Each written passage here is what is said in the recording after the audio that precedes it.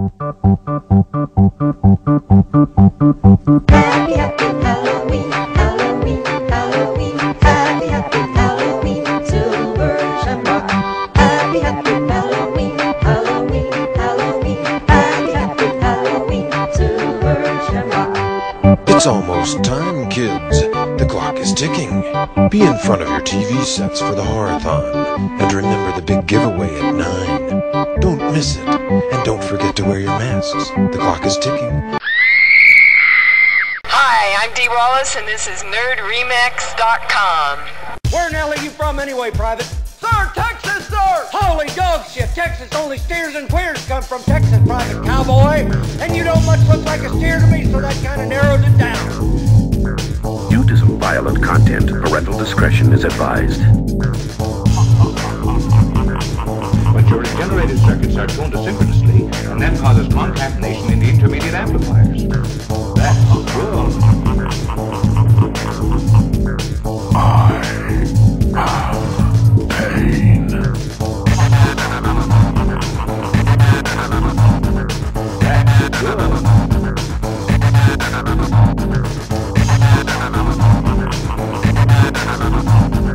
You know you're a fucking mumbling, stuttering little fuck. You know that? That's good.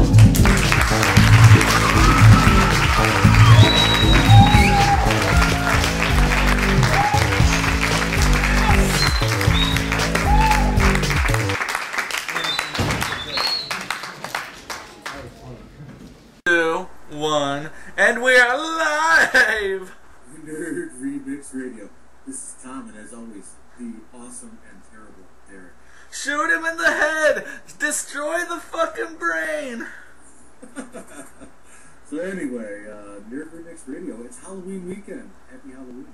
Yeah, I'm so happy that Halloween's coming up. I love Halloween, man. I love AMC also. They keep playing such awesome shit for Halloween. Yeah, I know. They were playing the Halloween marathon the other night. It was odd. My wife went out shopping the other night. I stayed home, and she came back with the re-releases, the remasters of the first 4 Friday the 13th on DVD. Oh, that is so... Are they uncut? Yeah. Well, part 1's uncut. Part 2's remastered. Part 3's got the 3D version on it too, and it comes with 3D glasses. And part 4 is remastered with new bonus features and whatnot. You know what I love about Friday the 13th Part 3 is the parts where they try and make, like whenever you watch in 2D and you see the parts where they're like, oh my god, this is supposed to be in 3D. I hate those. I mean, I love them because it's so silly. Like, they use the most stupidest things to poke out at you, and you notice it when watching the 2D version. Yeah, nothing's like appropriate really except for like the spear gun. I think the eyeball was kind of appropriate for a Friday the 13th film. This dude's like putting up the laundry pole, and he fucking pokes the pole, and then what is it? A fucking snake or something jumps out at him. And there was a lot of stupid things in that, like especially the pole, like you said. Why the fuck would you put the pole in 3D? Yeah, I was kind of thinking about that earlier in the week because I think about shit like this. The whole remake craze, like Friday the 13th and Nightmare on Elm Street, and I'm thinking that if you're a kid that's grown up on Hostel and the Scream series and Saw and stuff like that, if you go back and look at the 80s Friday the 13th series, they are really hokey. And so are especially the Nightmare on Elm Streets. Once you get past part 3, I mean, Freddy kind of becomes a cartoon. But I can see where, somebody might say, hey, let's remake this, make it a little more gritty, brutal, and slick, so we can introduce a new generation to it. But, I can kind of see it, but remakes still suck. Well, what they do when they remake it is that they don't make it gritty, they just do jump scares. Arrgh! Yeah, and, the whole torture porn thing. I mean, there was parts of, especially the Texas Chainsaw Massacre at the beginning that were hard to watch, Yeah. I actually like Texas Chainsaw Massacre at the beginning. A lot of people don't like it. I like it. And also, about torture porn, I saw this movie called Neighbor, and wow, that movie... I mean, some of the effects range from really good to really bad, but that movie was fucking incredible. I actually just watched a good movie. There's going to be a review coming up soon. Oh, by the way, I got to mention this. It won't be the day that this goes up, but the day that we're recording this today, Saturday, what is today, 28th, 29th? Saturday, October 29th, it is NerdRemix Horror Hottie of the Month, April 2011, Janet J's birthday. Ooh. Oh yeah, who's the horror hottie? The horror hottie of the month for October is Mel Denholm. She's up there now. Nice. November 2011, should I go ahead and reveal it or no? I don't know. It's up to you, dude. November 2011, I've seen the NerdRemix branded pictures, and they are amazing. And November 2011 will be the original Gata, Monique Dupree. In the Gata La Vida. She is so fine. Oh yeah, she is, and you check out the YouTube video that I did in Motor City Nightmares last year or earlier this year, where she jumped up and down and said NerdRemix, but she won't marry Derek because she's already married. Yeah, that's a sad disappointment. We did have a new interview on NerdRemix, and that's with the dude who wrote the new Nightmare on Elm Street movie, which I actually wanted to talk about that for a little bit. How did you feel about the Nightmare on Elm Street remake? It was nothing special. Yeah, honest opinion, it had a lot of jump scares. It was very poorly acted. Like, everybody seemed like they were bored as shit, especially Nancy. Well, what's his name? Jackie Earl Haley. I mean, he was doomed from the start because everybody's going to say, well, he's not Robert Englund. And, of course, we're going to say that. So, I mean, he probably knew when he took that role, I'm going to get shit on by genre fans for doing this. So, and Jackie Earl Haley is a fantastic actor. I mean, not going back to his stuff from, the Bad News Bears. But, as Rorschach in Watchmen, he was fantastic, and he's actually been nominated for an Oscar for a couple things, I think. So, I mean, it's not like he's a shitty actor. I think he could have made a good Freddy. He just, he was limited by the writing, though, of the script. That, and, like I said, he was in Robert Englund's shadow. You can't, I'm sorry, you can't walk into a Friday, or a Nightmare on Elm Street movie and not think Robert Englund. Friday the 13th is a little different. Kane Hodder, everybody said, oh, he's the greatest Jason. I'm sorry, if you got that much prosthetic makeup on and a hockey mask, there's only so much you can bring to the role because you're not actually speaking. So, Jason is a role they could have fit anybody into. Well, almost everybody. You need the body type. Yeah, Freddy Krueger is something completely different. That's it's an iconic thing, and Robert Englund is Freddy Krueger, so Yeah. I saw the new James Gunn movie, Super, and goddamn, it sounds hokey as hell, but that movie was super. Loved it.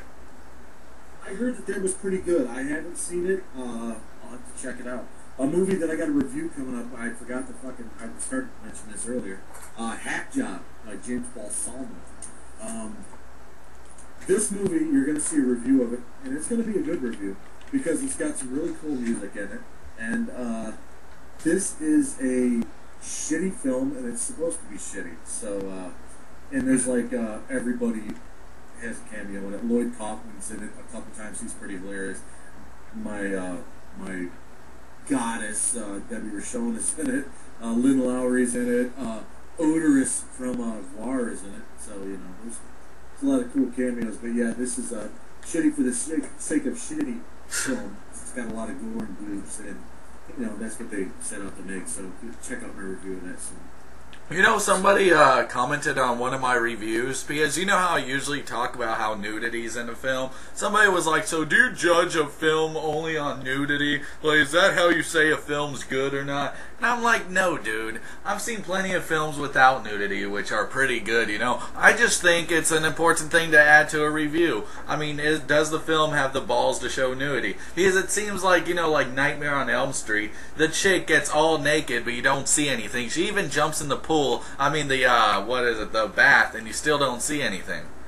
I think saying if a film has nudity or not is a good thing to add to a review. Well, it depends on the type of film. Like right now, when we started this podcast, I'm watching this movie called Bloodsucking Babes from Burbank, and all these hot actresses in it, and I'm only halfway through it, so I can't tell you for sure or not.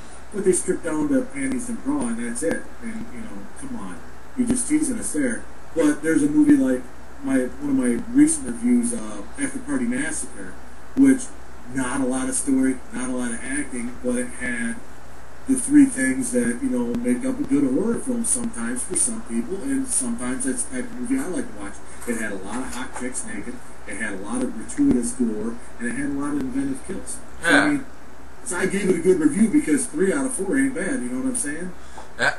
One thing, I did see Kevin Smith's new film, Red State. What do you think? I thought it was fucking awesome. I know a lot of people will probably not like it, and a lot of people are complaining about the ending. I thought the ending was fucking awesome. I love the ending. The ending makes the whole movie. Like, there's just one part I don't like where the priest guy just goes on like this 10-minute monologue, it seems like, about God. And that sort of got boring after a while. But the film, it's not a horror film. I mean, it's sort of changes genre from like horror to action, like really fucking high intense action. That's what I heard about it. It's not really a horror film. I think a lot of people are going to that and saying, Kevin Smith, I'm too much of a hipster to like his movies. He's so over, he's so mainstream, so I'm not going to like it. I thought it was good. Well, that's about all I have to talk about. What about you? Well, there's a few things, really. I already talked to you about Hack Job and After Party Massacre, another cool movie I saw. The Collective 2, I got a screener of it. The audio didn't work. I think we were one of the first people to get a screener of that, so I'm definitely looking forward to checking that out. I did already email Jason Hoover over at Jet Pictures, and hopefully he'll get a new copy of it sent out to me. What else do I got coming up? Dude, Die Zombitch Die. Die Zombitch Die, production is kind of halted right now because I've been working brutal hours and I haven't really gotten everybody's schedules together and weather cooperating here in Ohio. So who knows? I got everything shot that I can shoot indoors. So exteriors, it doesn't really matter the season. I don't know if I'm gonna try to shoot it before the snow flies, or if I'm going to wait until spring. So that remains to be seen. I'm not going to rush this, so, I think. Yeah, unlike the original Zombitch, which took like 2 days to shoot, $40, and y'all went, what was it? Y'all actually went under budget? Yeah, I shot it in 4 hours. It took me longer to edit and score it. And then, yeah, I made it for I think it was like $37.58. Man, my roll, all I did was buy a bottle of vodka, so you can add that to the budget. And I was really, really trashed when recording my roll. But from what I hear, a lot of people actually like my part in it. Yeah, and you can't tell me that you weren't going to buy a bottle of vodka for characters. Yeah, but still, you can put that in the budget, because that was a necessity for my part. By the way, I'd like to thank my neighbor for starting up a loud-ass fucking lawnmower while we were recording this. I don't know if you heard that or not. I thought I heard a train or some shit. Oh, that was earlier. You get all kinds of noises around here. But yeah, you can hear it. I hear it now. Yeah, what a dick face. I know. Doesn't he know that we're creating art? Yeah, no kidding. Anyway, yeah, my soundproof bunker here. What else was I going to talk? Fangoria magazine. This is kind of a hot button issue for me because I've been such a fan of the magazine for a long time. It's probably late 70s, early 80s. I mean, I remember buying issue 3 of the magazine, for Christ's sake. My grandma and my sister used to work at a little newsstand bus stop thing we had here in town. I used to buy Famous Monsters and Fangoria back, when I was a kid. And I've read the magazine as an adult. I've, been a faithful reader for years. And then, the big Chris Alexander takeover, he was, somebody who was associated with Rue Morgue for a long time up in Canada. And, he took over the magazine and kind of breathed a little new life because it was getting stagnant with Tony Tripoli. And, he had Twilight covers and stuff like that. But I mean, I was firmly in Chris Alexander's corner for a while, but now I'm not a reader. I've officially quit reading Fangoria magazine.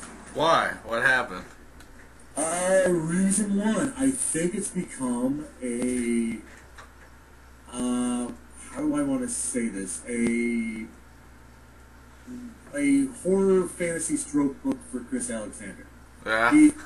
He covers the stuff that he likes under the guise of, okay, it's, you know, stuff that you wouldn't normally see, but no, it's stuff that you see he likes to stroke off to, basically. The big feature article they had a while back on Psychomania, which is a piece of crap movie, and even the people involved in it will tell you it's a piece of crap, happens to be a movie he loves, so man, it's something everybody should love and everybody should be introduced to. You know, dude, I was introduced to it by a public domain fucking VHS, and it was crap, and it's still crap. I don't care how much you love it.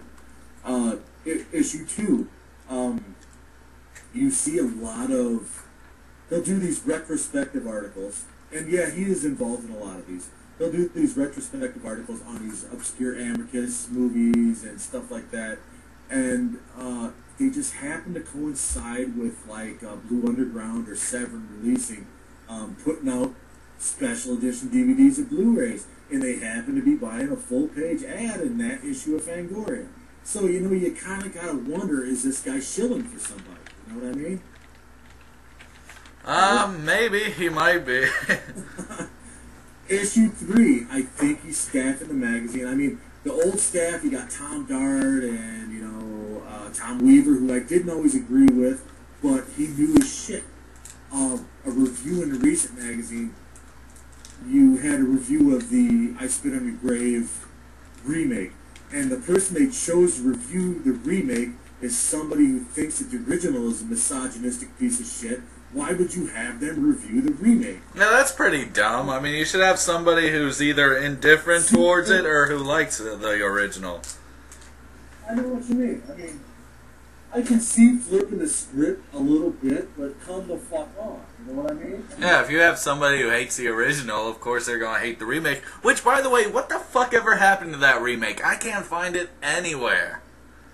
They have it at Best Buy all the time. I don't know why you can't find it. I can find it. Damn. I think it's actually on, I'm sure they have it on Netflix. Try it out.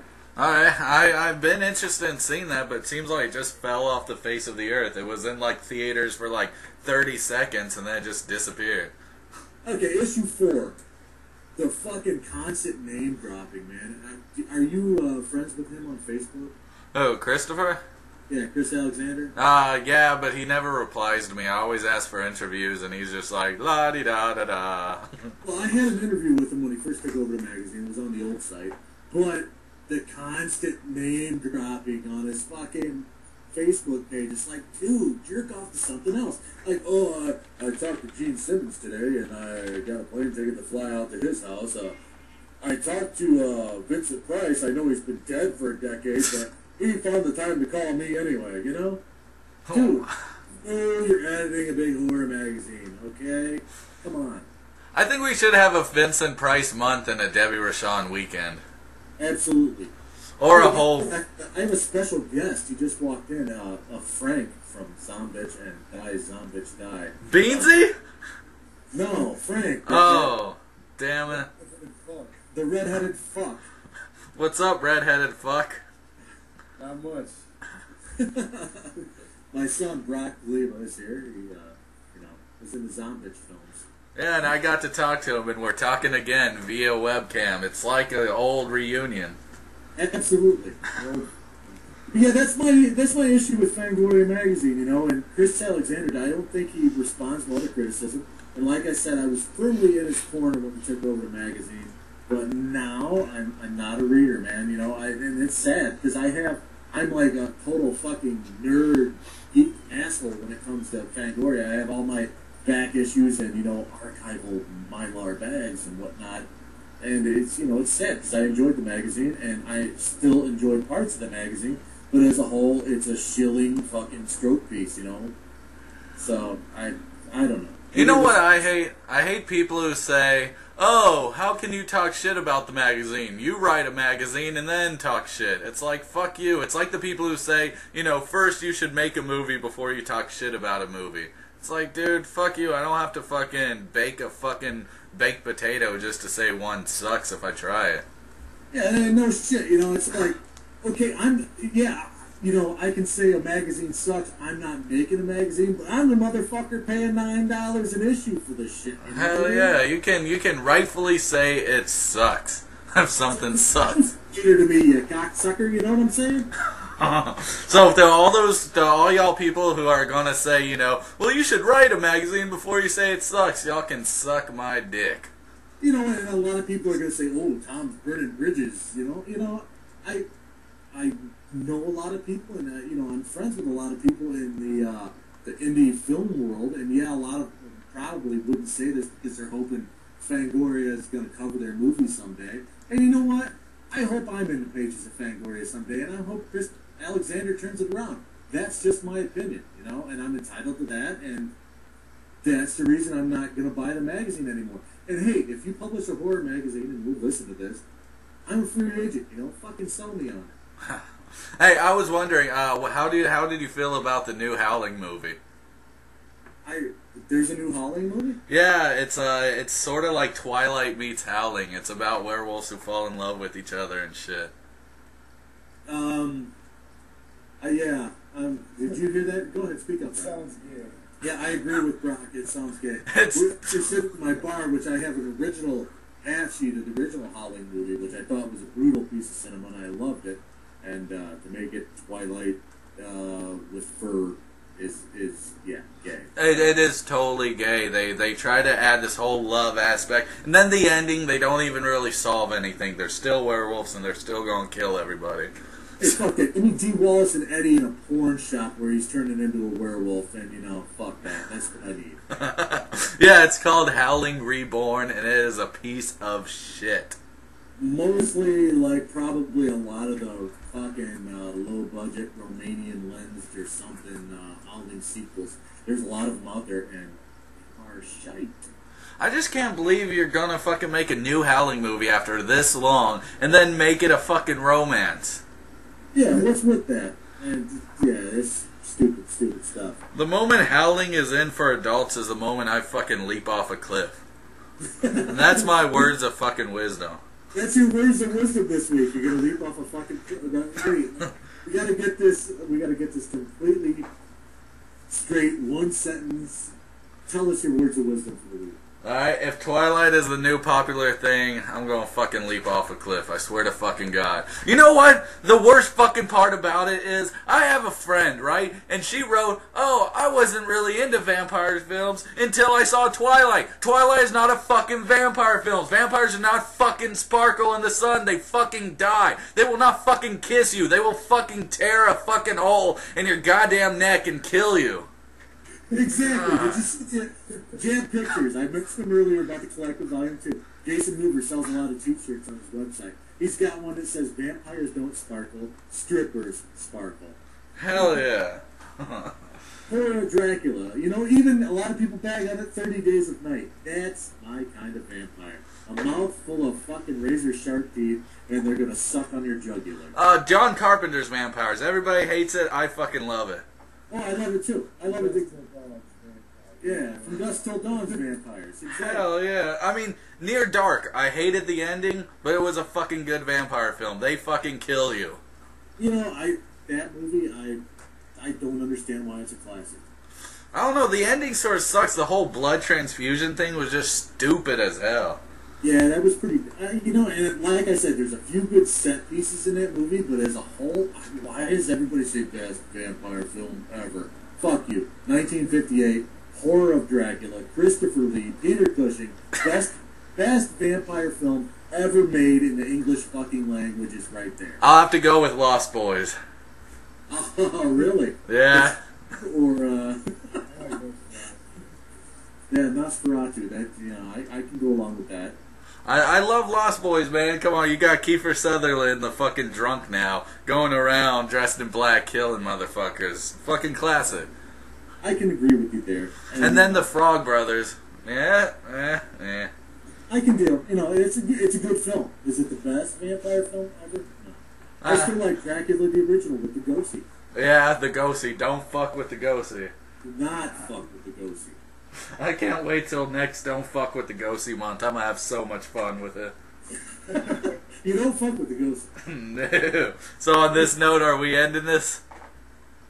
We could wrap it up here. By the way, just a few things, a few shout outs. Definitely check out the interview I did last week or 2 weeks ago with Jessica Cameron.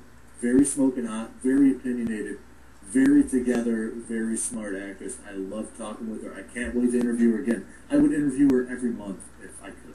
Well, you can. I mean, it's up to her, but you know, I don't mind. I'd keep watching them.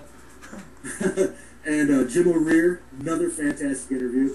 Underground Entertainment, fantastic documentary. It's kind of like Me and You back in the 80s almost. Which is cool. Yeah, man. And then, of course, our Hottie of the Month for 2 more days, Mel Denholm from the UK. She shows her boobs. Yeah, her boobs are pretty nice. Our upcoming Hottie of the Month, the original Gata. Does she show her boobs too? Yeah, she's got her nipples covered. Aww. Just still enjoying. And what else we got going on? Beverly Lane came out Tuesday. One of my favorite zom-coms of all time.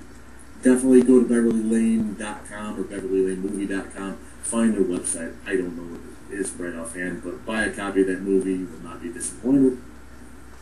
Nice. Any more shout-outs? What's that? Any more shout-outs?